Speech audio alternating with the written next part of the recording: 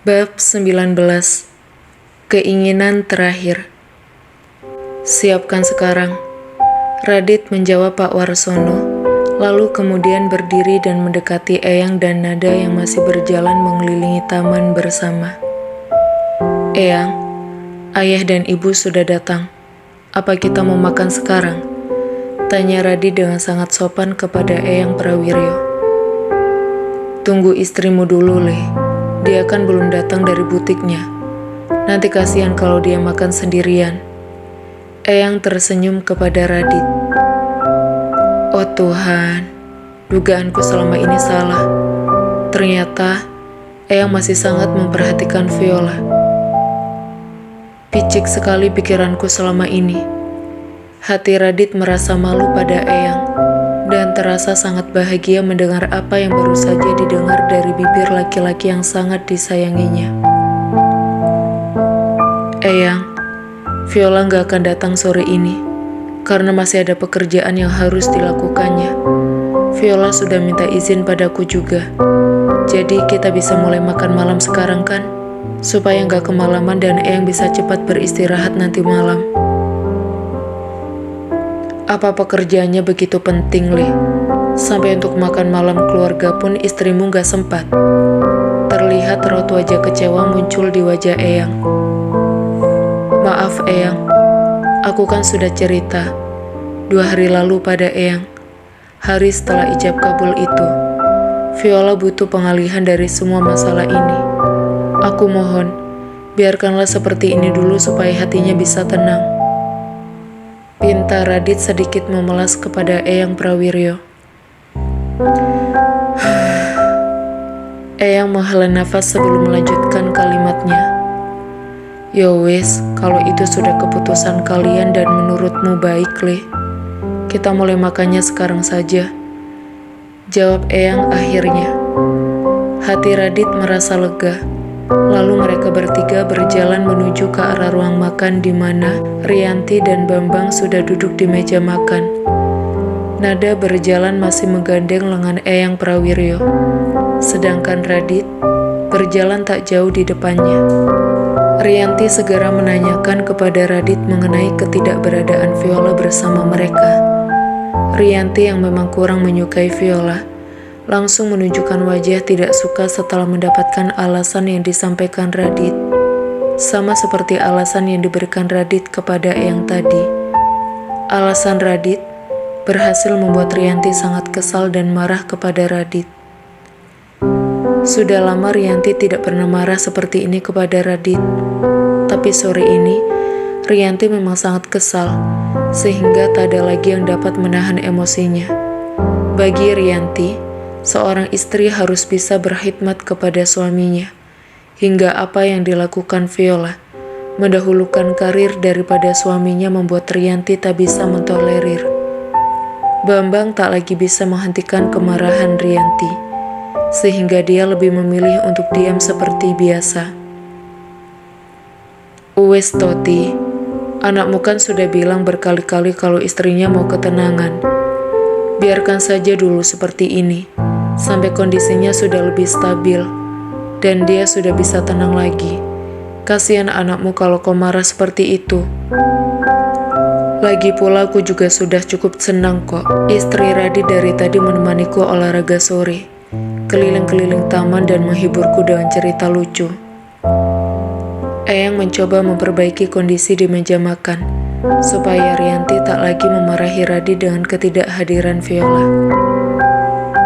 Baiklah, kalau memang Viola nggak bisa datang. Rianti lalu menatap Nada. Nada, nanti malam kamu tidur bersama Radit di kamarnya Radit ya. Jangan tidur di kamar tamu. Kamu kan istrinya Radit. Kamu harus bisa mengurus Radit. Kamu mengerti kan, Nada? Nada tak menjawab, hanya bengong. Waduh, aku jadi ketiban sial. Gumam Nada panik. Radit seketika tersedak saat meminum airnya dan mendengar ibunya, Rianti, menyuruh Nada untuk tidur satu kamar dengannya. Ibu ini bilang apa sih? Protes Radit setelah batuk mereda. Ibu kan bilang, sesuai kenyataan Todit, Nada ini memang istrimu yang sah kok. Sudah seharusnya dia merawatmu. Kalau tak ada yang merawatmu seperti sekarang, itu kan gunanya seorang istri. Suruh istrimu Viola datang ke sini malam ini juga. Kalau dia tidak mau kau tidur bersama Nada. Kalau dia tak datang, kau harus menuruti perintah ibu. Rianti tetap bersikeras dengan pendiriannya. Kalau sudah seperti ini, bahkan Eyang Prawiryo pun tak sanggup melawan Rianti. Ibu Radit jarang marah, tapi sekali marah akan membuat semua laki-laki di rumah itu diam. Sikapnya mirip seperti almarhumah neneknya Radit. Kalau memang Viola tidak mau lagi mempertahankanmu, aku akan lebih senang kalau kau mempertahankan Nada dan bersanding dengannya selamanya, sampai maut memisahkan kalian. Gumam Rianti yang akhirnya merasa cukup senang di dalam hatinya dengan ketidakhadiran Viola, sehingga dia bisa membuat skenario seperti sekarang. Aduh, gimana ini nasib aku? Apa susahnya sih buat Radit nelpon istrinya? Aku gak mau lagi tidur sama dia. Semalaman lagi. Gimana kalau dia ngapa-ngapain aku kayak tadi malam? Nada sudah bergidik ngeri memikirkan isi kepalanya. Hingga nafsu makannya pun menjadi hilang. Padahal makan malam baru saja disajikan di meja makan. Terpaksa aku harus tidur bersamanya. Aku tidak mungkin bisa membawa Viola pulang sekarang. Jam segini pesawatnya pasti sudah sampai di Singapura atau Malaysia. Entah dia pakai pesawat yang transit kemana. Gumam Radit dalam hati, yang akhirnya pasrah dengan keputusan Rianti. Tak ada lagi yang dikatakan oleh Radit untuk menentang Rianti. Radit lebih memilih diam dan menikmati makan malamnya.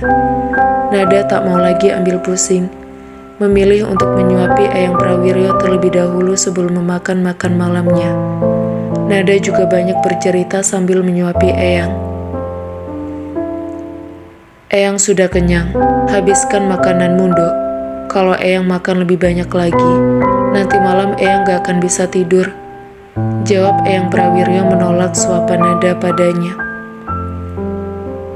Eyang bukan gak bisa tidur karena makanan, tapi karena rasa gelisah. Memang apa yang Eyang pikirkan sampai Eyang merasa gelisah sih? Tanya Nada yang tak bisa dibohongi dengan alasan dari Eyang Prawiryo, dan tetap menyuapi Eyang. Namanya udah tua. Yang dipikirin ya cuman anak, cucu, gak ada yang lainnya. Eyang tersenyum kepada Nada penuh arti. Aku kan sudah besar pak, ngapain lagi mikirin aku toh? Bambang menyela di antara obrolan Nada dengan Eyang Prawiryo.